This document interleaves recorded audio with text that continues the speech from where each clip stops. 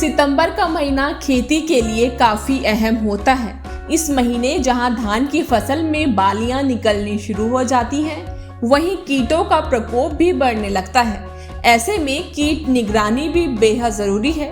कृषि विज्ञान केंद्र भोजपुर के हेड बता रहे हैं कीटों से फसलों को कैसे बचाएं और सितंबर में किन फसलों की करें खेती। खेती के दृष्टिकोण से अगर देखा जाए तो पूरे वर्ष में कुछ समय ऐसे होते हैं जो बहुत महत्वपूर्ण होते हैं और उन्हीं महत्वपूर्ण कालखंडों में यह सितंबर का महीना है, जो कि एक तरह से क्रांतिक काल है हमारी फसलों के लिए। जितनी भी हमारी धान की फसलें लगी हैं, अब सभी में या तो बालियां निकलनी शुरू हो गई हैं या अब बालियां कुछ दिनों में निकल जाएंगी। और इस समय में कीड़े भी इसकी प्रतीक्षा में रहते हैं, क्योंकि इस समय में पौधों के अंदर में भोजन की जो उपलब्धता होती है वो सर्वोच्च स्थिति में रहती है। तो इस समय में मधुआ, भूरा मधुआ, हरा मधुआ, उड़ने वाली जो हमारे जो टिड्डे हैं, इसके अलावा धड़छेदक, इस तमाम तरह के जो कीड़े हैं, इन सभी का जो है प्रकोप सर्वाधिक इस समय में देखने को मिलता है।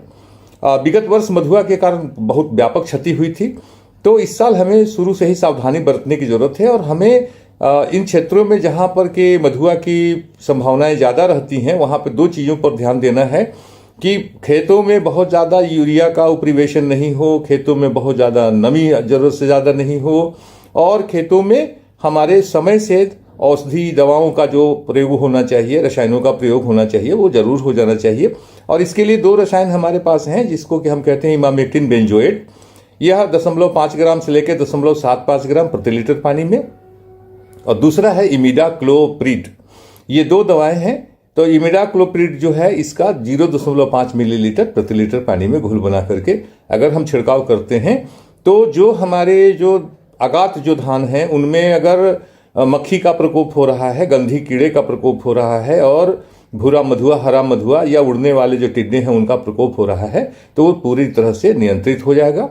जहां तक हमारा धड़छेदक का बात है, तो धड़छेदक इस बार शुरू से ही काफी परेशान करता आ रहा है।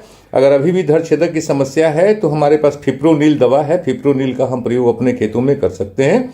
इससे हमारे जो धड़छेदक हैं इनका बहुत अच्छा नियंत्रण होगा। इसके अलावा क्लोरोलेट्रिनप्रोले नाम की दवा आती है, जिसका कि हम 4 किलोग्राम प्रति एकड़ के हिसाब से, या फिर फिप्रोनिल की अगर हम बात करें तो फिप्रोनिल भी लगभग हम कह सकते हैं कि 8 किलोग्राम 1 एकड़ के लिए पर्याप्त होता है। तो ये दो दवाएं हैं जिनका प्रयोग हम कर सकते हैं। एक और समस्या आती है अभी के समय में, वो है कि पौधे काफी ज्यादा अब विस्तार हो चुका है उनका, काफी ज्यादा उनमें ब्यात हो चुकी है, तो खेत लगभग भर चुका है धान का। और इस समय में गलका की समस्या जहां तहां दिखाई देगी। तो अगर गलका की समस्या दिखाई देती है तो इसके लिए हम थाइफुलजामाइड का प्रयोग करेंगे। चूंकि इस बार मौसम में काफी उतार चढ़ाव रहा है और 30 से 35% औसतन वर्षा की कमी देखी गई है, तो बहुत सारे हमारे खेत जो है वो खाली हैं।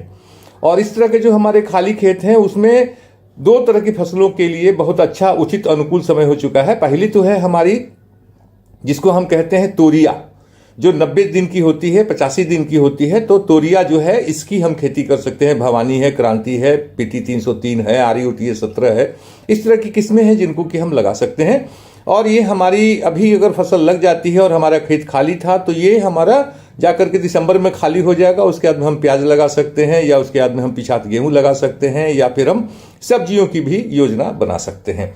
इसके अलावा कुछ ऐसे इलाके हैं हमारे, खास करके नदियों के किनारे वाले इलाके हैं, जहां पर कि आलू की खेती अब शुरू होगी। आगात आलू की खेती शुरू होगी, जिसको कि निकाल करके अब फिर गेहूं लगेगा, या फिर उसको काट करके उसमें हम चीना जैसी फसल लगा सकते हैं, जिसको कि हम मोटे अनाज की श्रेणी में रखते हैं, या फिर उसमें हम लोग प्याज भी लगाते हैं और कुछ इलाकों में दूसरी बार आलू भी लगाते हैं।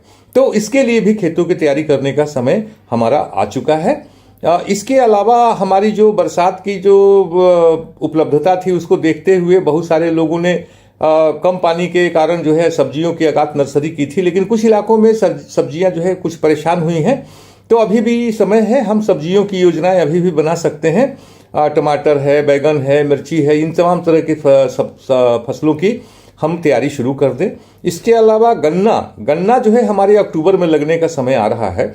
तो जिन इलाकों में गन्ना हमें लगाना है वहां पर हम गन्ने के लिए विशेष रूप से अपनी तैयारी शुरू कर देंगे। तो ये सब मुख्य जो फसलें हमारी हैं इन पर अगर हम ध्यान देते हैं तो निश्चित रूप से हमारी खेती अच्छी होगी। और चना जैसी फसल, मसूर जैसी फसल या सरसों जैसी मुख्य जो फसलें हैं, उनके लिए भी खेतों की तैयारी के साथ साथ हमको उनके बीजों के लिए भी अब चर्चा शुरू कर देनी चाहिए कि उनकी उपलब्धता कहाँ से होगी। क्योंकि समय से बीज और खाद की अगर व्यवस्था हो जाती है तो हमारी खेती अच्छी होगी। तो सितंबर माह में ये मुख्य रूप से ये चीज़ें थी जिस पर कि हमें विचार करना था। अगर हम इस पर करते हैं तो निश्चित रूप से हमारा आने वाला भविष्य उज्जवल होगा। धन्यवाद। ये थी बिहार के भोजपुर से अंकित सिंह की रिपोर्ट। खेती किसानी से जुड़ी तमाम खबरों के लिए देखते रहें किसान तक। अगर ये वीडियो आपको पसंद आया है तो इसे लाइक ज़रूर करें। अगर चैनल अभी तक सब्सक्राइब नहीं किया है तो कर लें और नोटिफिकेशन पाने के लिए बेल आइकन भी दबा दें।